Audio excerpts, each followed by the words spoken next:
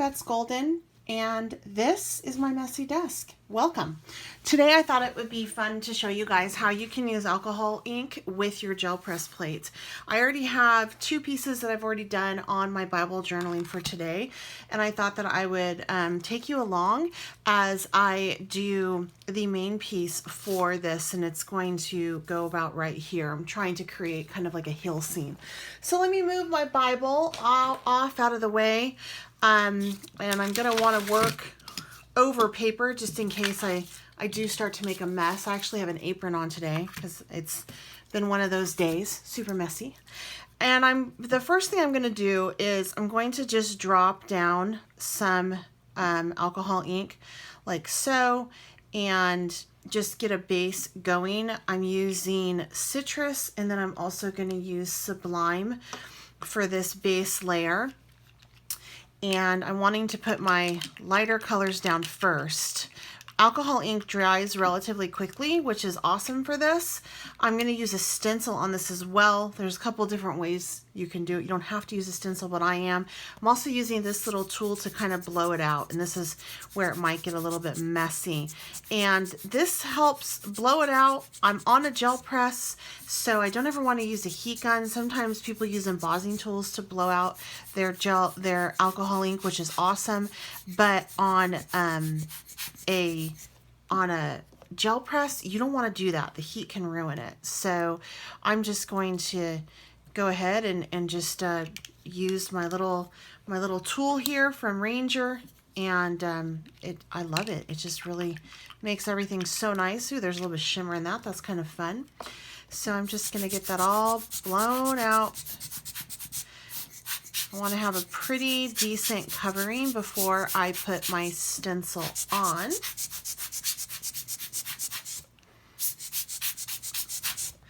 And then let me go ahead and just add some right there up on the top. Might go over the edges a little. I'm okay with that. Again, just building color. And really, if I were to lay this out on the page, this would be super cool. I will admit that I do like it. And if you notice, I'm only doing half of the circle, or about 3/4 of the circle. And that's because I only need that. I don't need all of it. So some of it's going over the edge, which I'm okay with. I would rather that than anything. All right.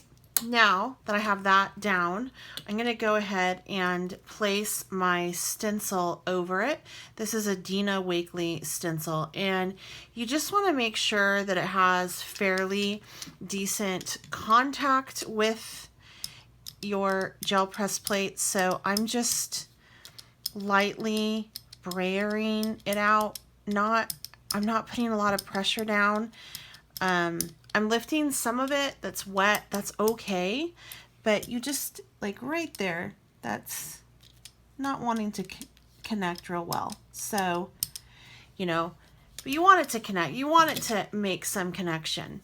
All right, and then on top of this, I'm going to put 2 more colors. And you can put whatever colors you want. Maybe you only want 1. I don't know. Maybe you want more than 1. It's really up to you. So I'm just going to lay out some colors on top of this, and this will just give some really yummy texture to this whole thing, like so. And then again, I'm going to take my blower and just blow it out. So,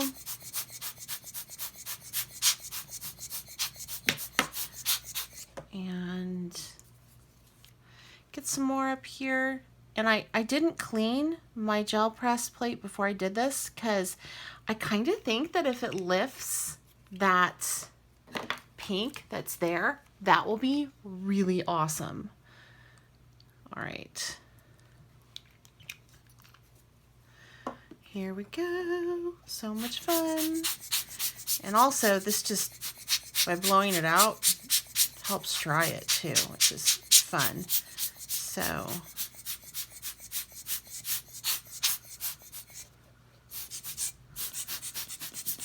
all right.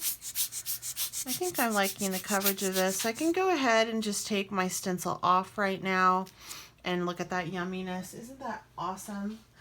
And that needs to dry for a minute or two. I don't want to lay my paint down until it's in a little bit of a better place. While we're waiting for that to dry, I want to ask you if you've subscribed to my channel. And if you haven't, I would love it if you would. It helps me out immensely. I don't charge for any of my YouTube videos. I'm not part of the, that paid subscription or anything. It's all free. But with that being said, I do make money off the ad revenue. So if I have subscribers and likes on my videos and comments and shares, it just helps fund my channel and keep me bringing great content to you guys. So doesn't that look cool? I just love this. So cool. And a couple tips while we're sitting here. If you have your brayer, always keep it on its back, never on its belly, because it'll start to make an indentation and you don't want that. So always have it on its back. That's really the best way to keep it. And then this is the other gel plate that I did this technique with as well.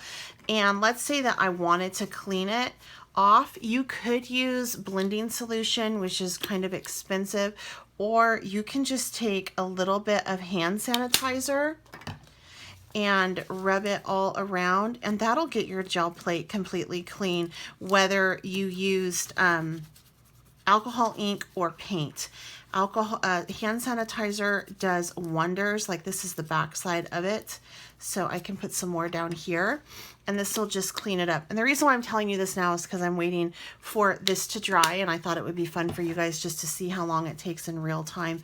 I'm in Arizona, so it's a little bit drier here, so that may set up quicker for me than it would for where you are.